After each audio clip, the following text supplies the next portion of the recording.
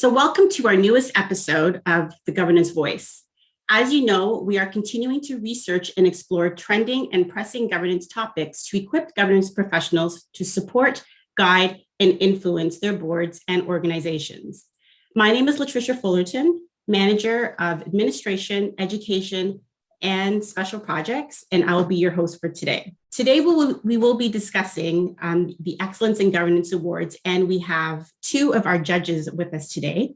Gigi Dawe, Director of Corporate Oversight and Governance for CPA Canada, and Sylvia Groves, President of the Governance Studio. How are you guys today? Great. Nice to be here. Awesome. Great. I'm looking forward to this great conversation. So just to provide you with a little bit of insight to the awards, Governance Professionals of Canada started the awards in 2013. The awards program was developed to provide more recognition to the role and to the organizations within governance. For the first 3 years, the program was merged into our conference, and in 2016, we branched off to its own entity.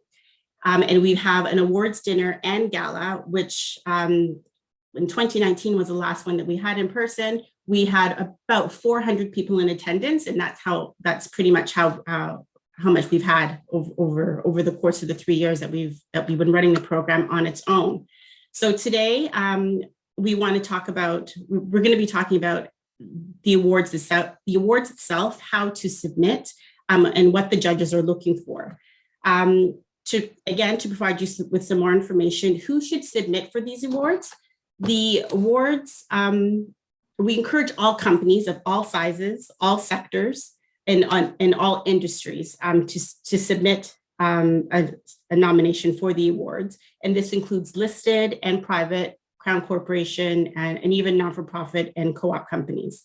So Gigi, can you explain the new format and the different categories for the awards? These are always evolving, the format and categories. I was a judge on the first series of the awards. And at the time, you're just guessing, what is it, what's going to work? What is it people want to submit around? And we found every year we do make some changes in terms of what the focus is. What are the sort of categories we want to look at? For example, initially we didn't have risk as one of the categories, and we realized that risk is an important and significant category in any type of governance. So we added that as one of the categories at one point. One of the things that's really happened in the past 2 years or a year and a half, if people haven't noticed, is that we've had a global pandemic. And we really did have to sit back after the pandemic and say, what is it we need to hear from people at this stage? Has this changed in any way? Are the categories the same? Many of them certainly are. I mean, we're not going to go way off, but we really did notice that COVID really impacted the need for companies to be innovative and resilient. And so, those were some of the things that we would have added in the categories or looked for in the categories. Over the years since we started this, the areas that have really sort of bubbled to the forefront are, COVID in the past 18 months. Climate change has become much more of an issue as time has gone on. We're hearing a lot more about social justice now, and we need to add categories to evolve to address those issues. So that's probably the major reason. Anything that was learned from COVID is the companies that were able to be innovative, in some cases turn on a dime. So those were kind of the things that we were looking for in that case. Or more importantly, how did they respond to customer needs, patient needs, other stakeholder needs? So we, really looked at the categories that highlighted some of those things. Sylvia, I don't know if you see the same thing, what your thoughts are around that? Yeah, I totally agree with what you're saying. And I think I would add to it a little bit is one of the things that we really wanted to do over the last couple of years was ensure that the awards were inclusive broadly, and that we really gave all kinds of organizations an opportunity to highlight their practices, to make a submission for the awards. And so we did a couple of other tweaks too. We also kind of looked at the application process, and we're like, how can we make that a little bit easier and give them lots of opportunities? So we gave them a few more topic areas and said, listen, you don't have to fit into a particular category anymore, but we want you to tell us about how you're innovating in whatever space you're innovating in. And so I think we saw a little bit of that this year, where we had a broader range of organizations, a broader size. And I think there's just incredible value in that. From a practitioner's point of view, I was for many years with a large publicly listed company, and I can learn as much from a small not-for-profit that's doing something innovative as they might be able to learn from a cooperative or a Crown organization. So we all have different challenges, but sharing those ideas and those innovations so that we can work better and more effectively with our stakeholders and our boards. I think that was really one of the things that we were really trying to bring to the forefront in the awards process in the last couple of years. Can I just add one other thing to that? Because one of the things I think that we also really focused on as judges, if we consistently for a couple of years didn't get strong responses to particular categories or particular questions that we were asking, it really indicated to us that we needed to rethink or reposition those categories. And I think the good news about that is, as judges, we're constantly looking at the categories in different areas and how do we get the best responses, as Sylvia said, from the greatest variety of responders. In the past, in order to complete a submission for the awards, you were asked to submit a 750 executive word summary. How has that process evolved over the past year or so? Do you want me to jump in there? We used to ask some very specific questions in specific broad categories. So things like risk management, is that a category evolved? And we'd have various questions that we'd be wanting respondents to answer specifically. And I think sometimes it became clear to us that we weren't necessarily asking the right questions all the time. Mm-hmm. So we really tried to make it a much broader process, where we said, we really want us to understand, what your innovation is, why it's been helpful, how it's made an impact for you, how you implemented it. Like, give us enough to be able to understand how someone else might be able to take that and use it within their organization. So the questions kind of became a little bit more broad, or not so specific about, tell us how your specific risk management practices, work. It's more about, what results have you seen, and how has this helped? Demonstrate to us how this has made a difference in your organization. So really kind of looking at it more from hey, this worked really well in our organization. Maybe somebody else can do something similar. So hopefully we're kind of gathering up enough of that information. And I think that's what we've been seeing in some of the really great submissions lately. Okay, awesome. Yeah, the only thing I'd add to that is I think it gave companies an opportunity to identify what's important to them, what's working for them that we may not have thought about, we may not have asked a question around. And I think sometimes by having it set out where we had a broad category and then specific questions, people would read through the questions and say, well, maybe it's not appropriate, that we haven't done any of that stuff, so maybe it's not appropriate that we submit. And in fact, they may have a great idea or great innovation that they can bring into this broader category and make sure that we're getting that to the table.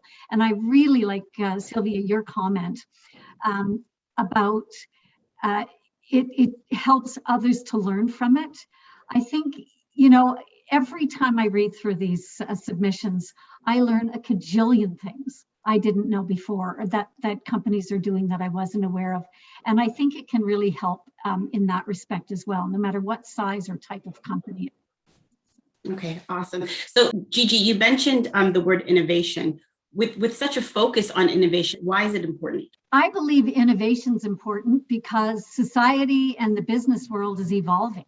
So I think everything is evolving around us, certainly with COVID, but I think long before COVID, climate change, all of these issues were evolving. And I think companies are required to be innovative to respond to that.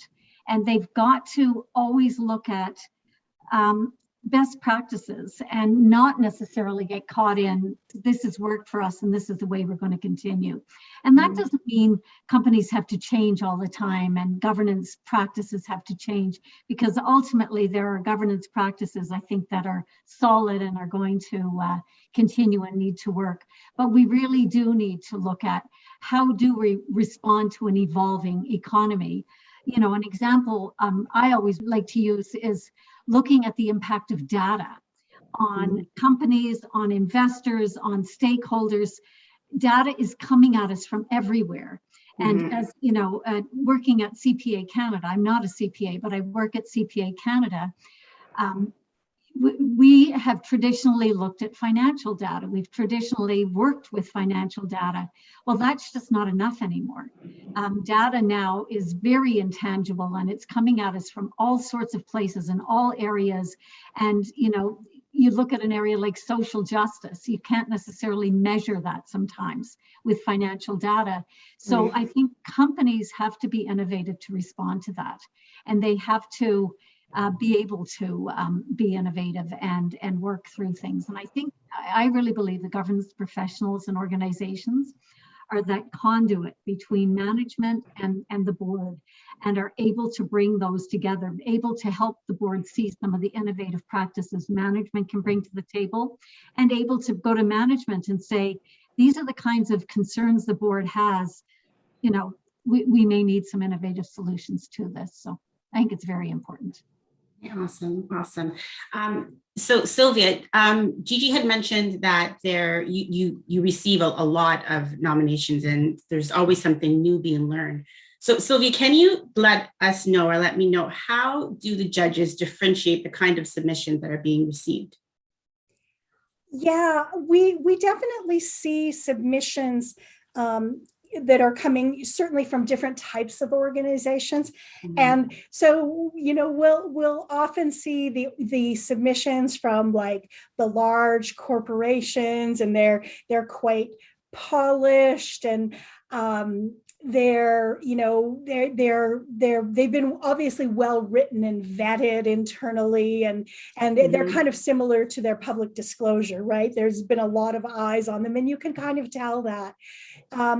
And sometimes it's funny, as well written as those are, sometimes it's the submissions from smaller organizations where, you know, maybe they've only got one person who's able to dedicate an afternoon to putting it together, but they really effectively tell the story of what their innovation is, you know, whether it's something small and specific in the way they deal with their board, or whether it's something grand and, you know, just something that nobody's ever thought of before on that innovation front. And just to add a little bit to what Gigi was saying too, like, I think there's two sides of the innovation piece as well. So one is that governance is so fascinating, and I'm putting my big governance nerd hat on here.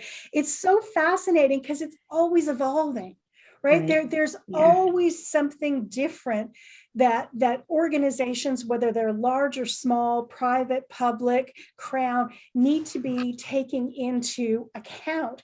And so the governance professional is really all about supporting that evolution and helping their organizations understand what are other organizations doing that we might be able to adopt and adapt. So that's super important. but my heart will always be as a practitioner, right? Because I was a practitioner for 2 decades in this area. And it can be a really difficult job. And it can be a job that has a lot of long hours and a lot of dense, intense information that you have to work through. And so I'm also all about making the job easier for anyone who's in it, whether it's from a director perspective or the governance professional that's the arms and the legs for the board. So I love that idea of innovation. And I think that's what really stood out in the winners this year is they all had these interesting, unique ideas. And it may have been in a big thing, it may have been in a small thing, but it was something we could instantly see that other organizations could take and learn from and make their own practices better. I just wanted to add to that. I really like your suggestion about being able, it being pragmatic, it being sort of practical in terms of what they see. And I've got to say, I love your comment about the story, telling a story. I think for me, when I got a compelling story that really demonstrated how and why they're doing it, some thoughtful progression basically on practices was really, really helpful to me. And, you know, the longer the story, the less it's going to appeal to me because we have a whole lot of these submissions to read through. So a short, compelling story really spoke to me a lot. And really, you know, I love it when I'm reading and I'm seeing actually some of the things that the people submitting have said, and I go, wow, what a great idea. I can use that, or I didn't know anyone was doing that. Like that to me is the really interesting piece of what speaks to me in the submissions. Okay, good. I like the fact that you guys said that because again, you're looking for a story. So should smaller companies be worried about applying? I know we've had a lot of big name companies winning in the past. So to a smaller company, should they be worried about applying? I'm assuming no at this point because you're looking for every company has a story, and that's ultimately what you're looking for in regard to the submissions. Yeah. So you know, my thought on that would be smaller companies shouldn't worry about it at all. And, you know, this will bring me back to, I think, Sylvia, you may remember the very first year we were judging, and one of the judges was really pushing for small companies and saying, you know, we've got to give small companies a chance and we can't just look at big companies. And, you know, we were sort of 3/4 of the way through, and I said, we also can't penalize large companies. Right. You know, one of the things that's really interesting, large companies have resources to do innovative things, to focus on innovation when they're being challenged financially. They can put a team of people onto a submission or onto a new idea, you know, but they're not necessarily at the same time worried about whether or not they're keeping their head above water overall. Right. But what they do have to worry about is sometimes larger companies are bound by bureaucracy or hierarchy, regulatory requirements, getting various departments on board. So I think, Sylvia, you had a great point about sometimes large companies can write a really good submission that's been vetted by a number of people. You can sort of tell. But the challenge with that when you're getting it vetted is sometimes it gets more and more watered down by each person that vets something that's coming out to you. And, you know, you sometimes will see that in the submissions. Whereas to me, small organizations are sometimes just swimming to keep their heads above water. And that is a huge challenge. And we say, hey, why don't you submit something to Governance Professionals of Canada and not worry about, you know, staying afloat? Right. They do have to worry about staying afloat while they're doing this. However, what is often required by small companies is they have to turn on a dime. They have to look at something like COVID or, you know, a social issue or whatever, and they've got to say, this is impacting our customers or stakeholders. We got to make a change right away. So they can, in fact, very quickly make those changes. And they aren't necessarily bound by bureaucracy. And sometimes, in fact, they still have that feel of an innovative new companies. Sometimes these smaller companies have. So in fact, small companies quite often submit some really, really interesting submissions. And I think the awards themselves will really suffer if we're not getting some of those really innovative, great small company ideas coming to the table. And and I say small, I'm referring to various companies. Small is one of them, but not-for-profits are another that should never shy away from this. Small not-for-profits to large. And we have always had winners in all of these categories. So. Yeah, and I would add to that too, Gigi, that you're right. We've always, as judges, we've been cognizant of, we've got these various kinds of large companies and small companies, or publicly listed and non-public.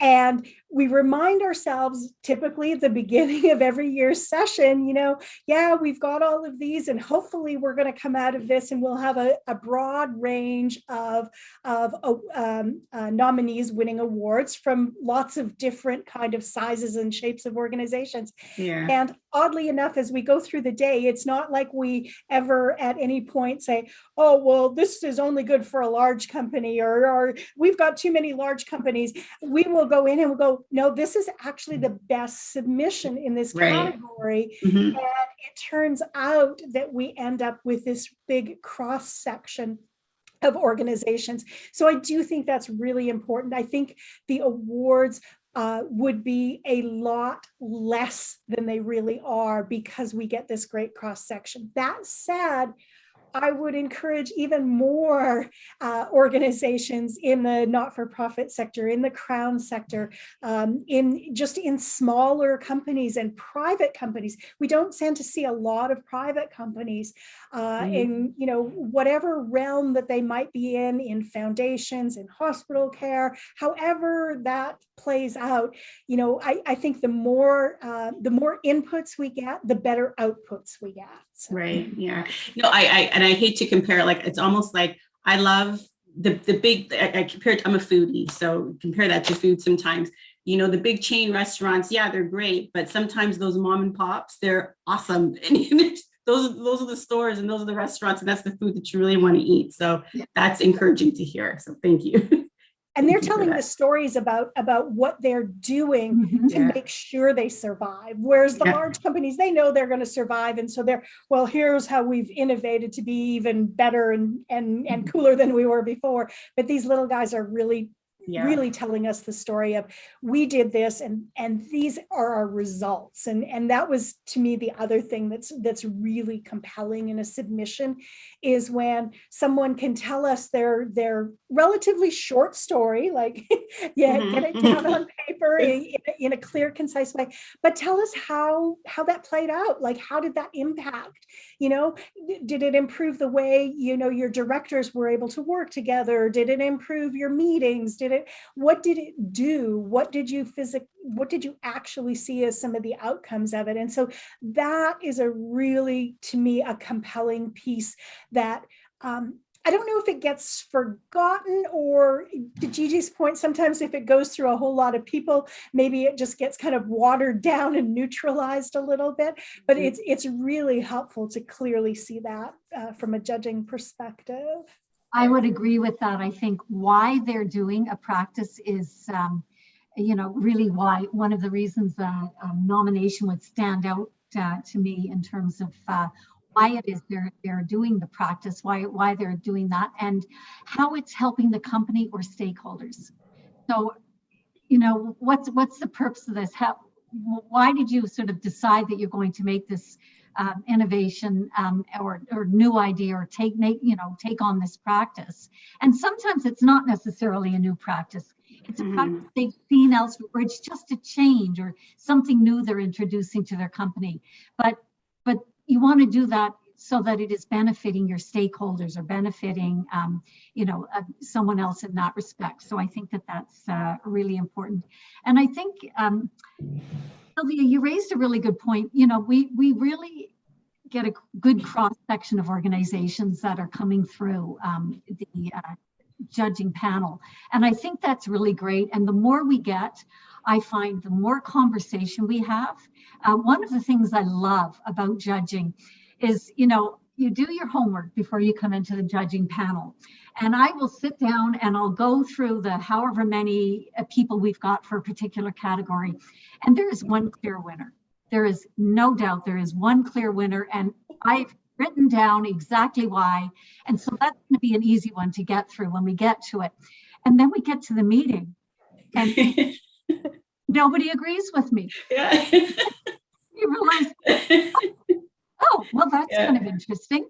Yeah. And something has stood out in a particular thing for me. And what I really like about that is we really sometimes will spend a lot of time talking about why a particular submission was the one that that's going to win, essentially that particular category. And we go back and forth and we have to help each other understand where we're coming from and what it is that appealed to us. And sometimes I've been completely shot down and, that hurts. But sometimes I'm the only one that sees it going in a particular direction. And I know all of the judges have been in this situation. And that's the direction we end up taking. Right. Because nobody, had really seen it. And I find that, I learn so much from hearing what the other judges are seeing and what I missed in a particular submission or that's different than what I saw in the submission.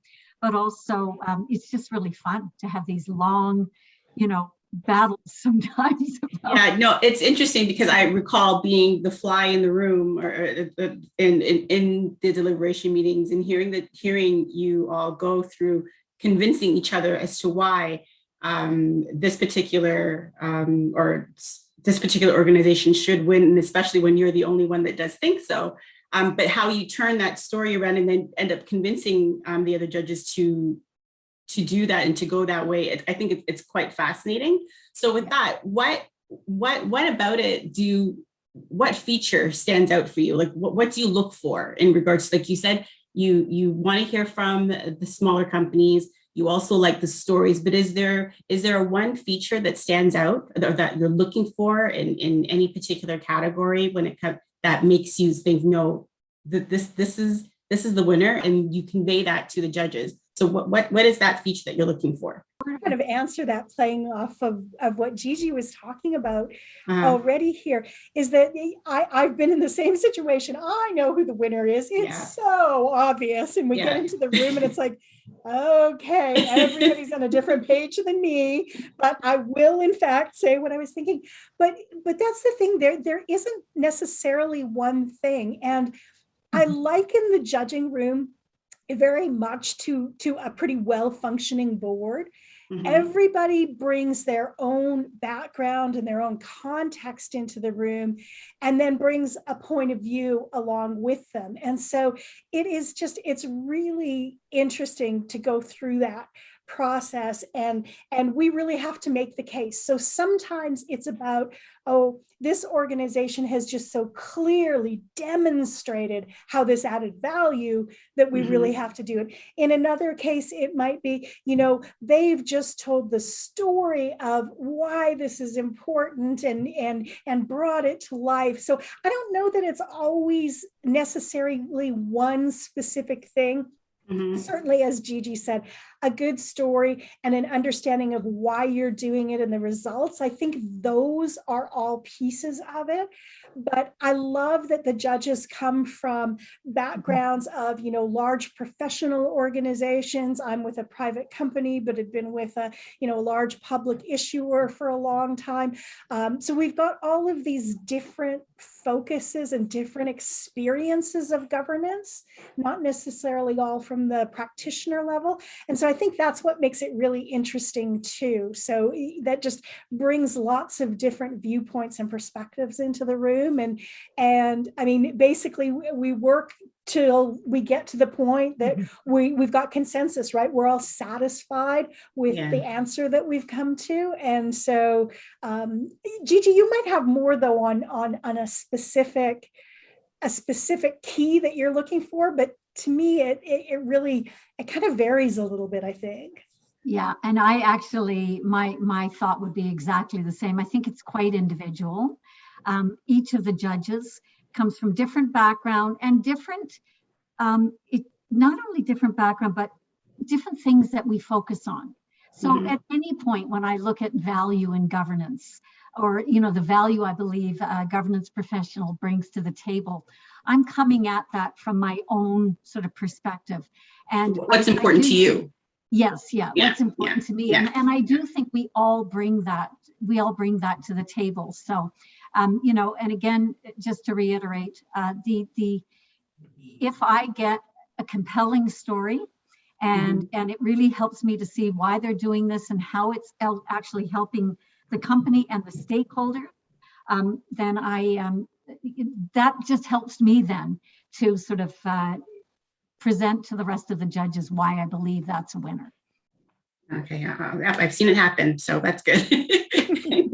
That's good. So without giving too much away, what have you seen in the submissions that we've received thus far? Like what stood out in the submissions without giving too much away? I can address a couple of things. I think we saw an enormous range of practices that were adding value for organizations.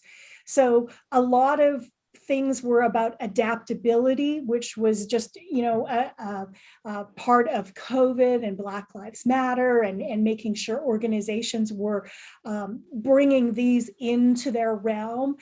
From that extreme to, things of a financial nature for large companies. And so it's interesting to see this huge range of practices that are adding value for their specific organizations. So to me, that was one of the best parts about this year's submissions, is that we really saw everything from, one single seemingly minor thing that really made a difference to one really big, crazy, innovative, nobody's ever thought of this before kind of thing. And so to me, that was the really cool thing to see as a judge this year. Yeah. You have just almost said exactly something I was about to say, that I'm always impressed with practices or ideas that I haven't seen before.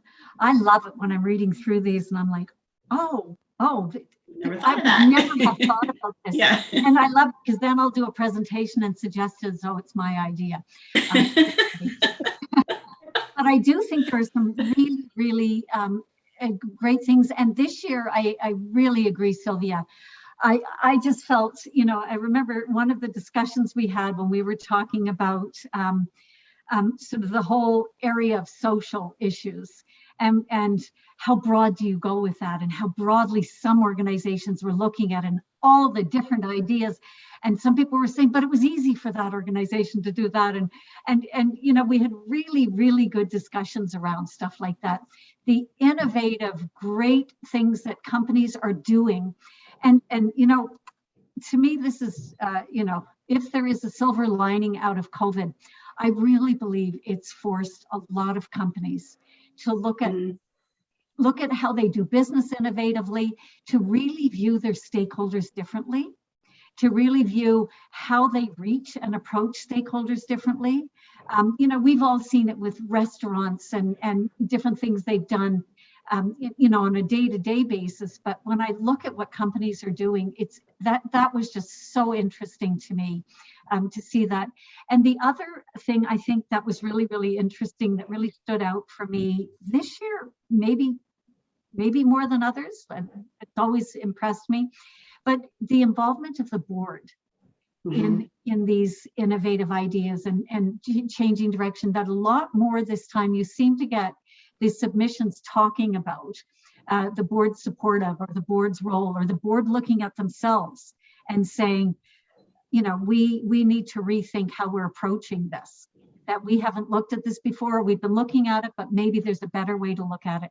And that really stood out for me as well. So, and again, I get back to something I said earlier, that the governance professional is in that really unique position. I remember, Hugh Bolton who we shall remember forever, Hugh Bolton and I talking about the fact that the great position the governance professional is in to be able to have the ideas from the board and the ideas from management and to be able to pull those together or pass them on to each other so that, you know, any of these new innovative and great practices, sometimes they're not innovative practices, they're something they heard from another company, but they can still pass it on and see it as a good thing for that particular company. So with that said, how can governance support success within the organization as these innovations change the business landscape? That's an interesting question.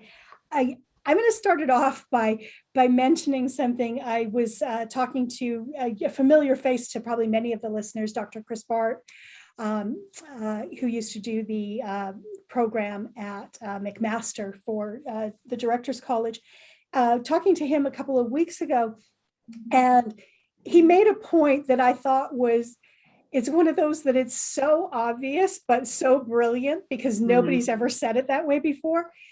In our organizations, the governance professional, whether it's the chief governance officer or the corporate secretary, is typically the only person that's paid to think about the governance of the organization on a full-time basis. That's their job. The board doesn't do that. The board chair doesn't do that. The CEO doesn't do that. So you've got this wonderful resource internally that is really thinking on a full-time basis about how do we govern ourselves? How do we improve our practices? And so when they can connect into Governance Professionals of Canada, when they can start to see the nominees and the winners of the EGAs and understand those practices, I think most people that are in that kind of a role really just want to help their organizations do better. And so every piece of information that you can give them, every idea is not going to resonate for everyone. But I used to find, even going to conferences when I was in the role, I'd be there and I'd be listening to a session about something or another, and I'd come up with some completely different idea, because it's just like you can kind of sit back for a bit and hear what other people are doing, and that inspires, hey, I think something like this would work in my organization, and it's not really what they're talking about at all. Yeah. So I think there's so much great value in sharing practices in whatever format that we can, and I think the EGAs are just a really awesome format that really recognizes that contribution, as Gigi talks about, that critical communication between the board and management, but it's this only person in the organization that is really thinking about this all day, every day. That's what they're there to do. So I think that that's a really cool part of it as well. That's a great point. You know, and it's funny, I've never really thought about that. That was a good Neither point. have I, They are the only people that are really paid to do this. So, and you know, the governance professional, whichever role they're in, really has a choice. You know, they can play a role of gatekeeper. You know, sort of my job is to make sure that things don't get to the board that's going to take their time or frustrate them or whatever, or they can see their role as a facilitator or an enabler. Now, my experience has been that most that I've dealt with have seen it as that. They see it as an enabler, and their question is most often how. How do I do this? And that in itself is a challenge. I like your term, making connections, or you talked about hearing something and then, you know, relating it to something completely different. And to me, that's sort of connecting the dots. You don't necessarily have to hear the same thing without sort of connecting the dots and saying, well, that would work this way in my organization. And that to me is what continuous improvement is about.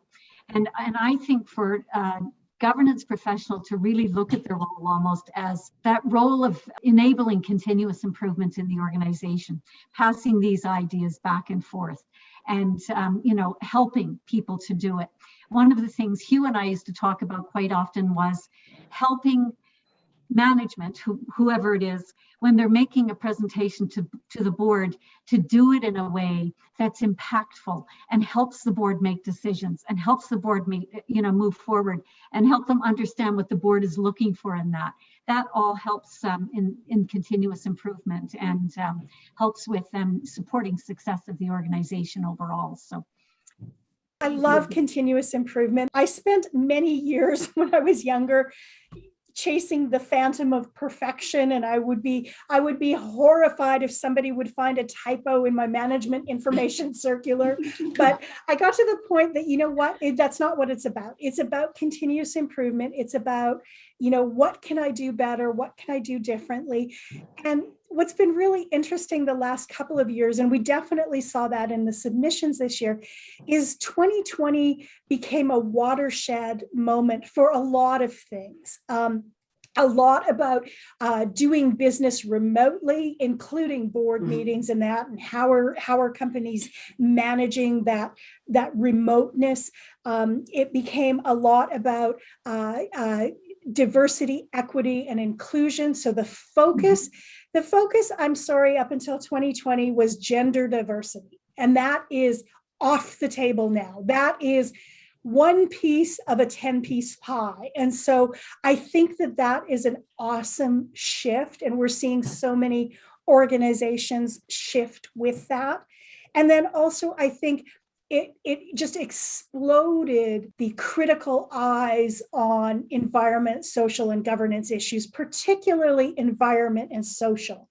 And so those are the two that 2020 has just really focused us in on, these really big, really important things. And so I think the EGAs are a great way to bring those things that are shifting rapidly right now and in the last 6 months, to really bring those into focus for other governance professionals and see how that's playing out and how that importance is working its way through organizations and through boards and through the companies. So, Sylvia, you'd mentioned Chris Bart, but you just reminded me of, I guess about 4 years ago, I was at one of the GPC conferences and I was chatting with someone, and she said she saw her role as to support management to make the job of the board easier.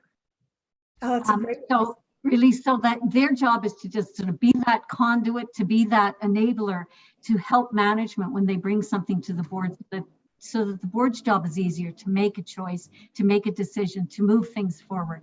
So it's really kind of interesting how it all falls together. That all falls together for sure, definitely. So the awards is, as we all know, the awards is the Excellence Governance Awards is coming up on November the 4th. What excites you most about this year's awards? Do you want to go first? Well, so I guess there's a couple of things. One thing I feel like, and maybe I'm naive, but I'll take naive in this case. I feel like we're coming out of the other side of COVID, and maybe those of you in other provinces may not feel that as much, but I think we're sort of starting to get our heads around it, and people are being vaccinated or tested or whatever they need to do, and I think so. To me, everybody will be excited to hear about how companies have responded differently in a way that met their own stakeholders' needs. And your stakeholders don't have to be the same. Exactly as Sylvia said, you can hear an idea that doesn't seem to make sense for what you're doing, but you kind of connect those dots and make the dots. So that excites me, that I think people are going to have an opportunity to hear as things start to settle where we're going with all of this and how the world has changed and how different organizations have changed with it. Specific to the event, I want to just get specific to the event. We're doing the event, or I believe you're doing the event virtually this time. I know it is virtually. Yeah, it will be virtually. Yeah. I was going to show up at, the location, but so I could still go there. So I actually really, you were talking about the platform when we were chatting about a week or two ago about the platform that you've chosen, and that is allowing people to move around a bit in the room virtually or outside the room, and you can go from table to table or whatever. Yes. And that really excites me. To me, it's just, that's going to give the chance to reconnect with people that we haven't seen for 18 months and to hear from people what they've done, what they've been doing, what their companies have done, why they haven't made a submission this year, why they did. Hear about the excitement level of people too, who've won awards or who've just been, shortlisted or involved in putting an award together. So, all of that stuff excites me this year. What I am wondering is, Osler always gave a bottle of champagne. I knew that question was coming. And I don't know, if I virtually go to a table, does someone show up at my door with a bottle of champagne? Stay tuned, who knows? I think they do, but unfortunately, I think it might be a virtual bottle of champagne. Yeah, that sounds like an answer Andrew would give to that question. There's lots to it that excites me this year about it. So, Sylvia. Yeah, Sylvia, did you have anything to add? Yeah, like I totally agree with Gigi. I know the platform is built to really have a social aspect to it. So I'm super excited about that. And I'm really just super excited to showcase the shortlisters and the winners, because I do think the range of practices we saw this year was amazing. The stories we got and the ideas we got were all fantastic. And so I think that's a really exciting piece of it, but absolutely the social piece. And for me, some of you may know, I'm kind of a dress up girl. So I'm really excited because I'm going to drag Joe into his tuxedo. Not that I have to, he's happy to put it on. And I'm going to get dressed up for the virtual black tie event. I will be full on black tie. We're trying to do the awards. Yes, although it is still online, we're trying to do it up the same way as we would do it in person. We're asking everyone to still dress up, come in your best. We'll be giving away prizes for doing that. And definitely, as Gigi mentioned, in the little sneak peek that we gave the judges in regards to the platform that we will be using, because who wants to go to another Zoom meeting? We want to make this fun and interactive. So yes, you will be able to go from table to table and have conversations with people just as you would be in the big reception hall when we were in person. So none of that's going to change. The only thing that's going to change is that you will be in the comfort of your home. So but in regards to the networking aspect, that you're going to get that to its full extent with the platform that we've chosen for this award. So that's really exciting to hear, and I'm really excited to be able to put this out to everyone. So just one final question. What would you say to the organizations who have yet to ever, to think that there is organizations that have never made a submission to the EGA's Excellence Governance Awards? What would you say to those companies who have yet to ever make a submission? Go for it. So, I'm on a board, and I just recommended to my board that the company I'm on the board of, that they might want to submit, because we've made tremendous change in the governance practices. Unfortunately, I would have to excuse myself from voting on that, or judging that one. But one of the things to me that I would say to companies that haven't is, don't assume that the awards themselves are these highfalutin, practices that you couldn't imagine engaging in. What I saw this year, I think every year I'm blown away by the types of responses we get. But particularly, I think this year, just some of the different things that companies of all sizes have brought to the table, and not-for-profits that have done. Everybody has struggled this year. Everybody has had to change the way they do things. And I think, I don't think it's as hard as people imagine it's going to be. I think there's lots and lots that all sorts of companies bring to the table. So I'd say go for it. And, I think people are always surprised at how well they can possibly do in something like this. So. And if I can just add too, just again, from being sitting in the room, I can say that for the time that I've been or in the room, hearing you guys make a decision in regards to who wins, the submissions keep getting better.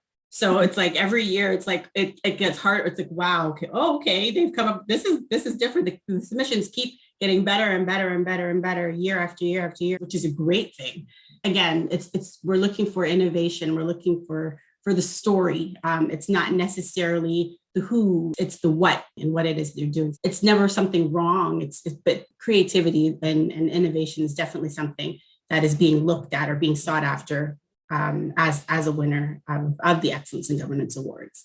I would encourage to companies, because again, a very wise person once said to me, we forget to tell people things we already know.